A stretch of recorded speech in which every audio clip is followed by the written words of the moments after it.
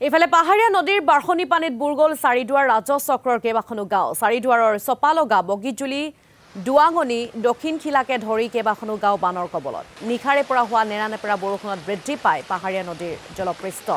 বাৰ্ষণী পানীয়ে ছিঙিলে আমলগা নদীৰ মথাউৰি। গড়কাপ্তানি পথৰ ওপৰেৰে বাগৰিছে পানী। প্ৰথমবাৰৰ বাবে জলমগ্ন হ'ল গামানি চপালগা গাঁও। পানী ৰাতি প্ৰায় 12টা মানৰ পৰাই বৰষুণ যি ধাৰাসাৰ পৰিছে, সেই 12 বজাৰ মানৰ পৰাই পানী অহা আৰম্ভ কৰিছে। ক্ৰমান্বয়ে পুৱা ভাগলৈ যথেষ্টখিনি পানী হৈ গ'ল।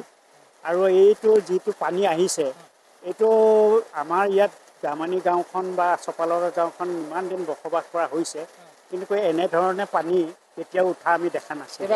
এইবাৰ প্ৰথম মানে পানীও মানে এনেকুৱা বেছি হৈছে, এইটো প্ৰকৃতিৰ কিবা ৰোষতে হৈছে নেকি। তাৰমানে বৰষুণৰ মাত্ৰাটো ইমান বেছি, গতিকে ইয়াত যিখিনি পাহাৰীয়া জান জুৰি আছে, যথেষ্ট সংখ্যক জান জুৰি আছে। গোটেই পাহাৰীয়া জান জুৰিখিনি পানীয়ে এই অঞ্চলটো প্লাবিত কৰিছেহি। গতিকে মাথাউৰি ভাঙিছে। ইয়াত এটা ড্ৰেইন আছিল, ড্ৰেইনটো ভাঙিছে। আৰু সেই ড্ৰেইনটোৱে মানে যথেষ্ট সমস্যাৰ সৃষ্টি কৰি আছে এই অঞ্চলটোত। আৰু ইয়াক প্ৰতি বছৰে মেৰামতি কৰি থকা হয় যদিও, কিন্তু প্ৰতি বছৰেই এই বানপানী বৰষুণে মানে মথাউৰিটোক বিস্তৰ ক্ষতি কৰে। আৰু এইবাৰো সেই মথাউৰিটো ভাঙি পানীখিনি যথেষ্ট এই গাঁও অঞ্চলত সোমাই আহিছে।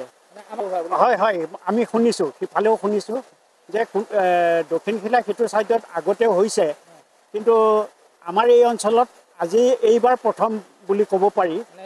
চপালগা গামানি যিটো বানপানী হৈছে, প্ৰথম হৈছে বুলি আমি ধৰিছোঁ।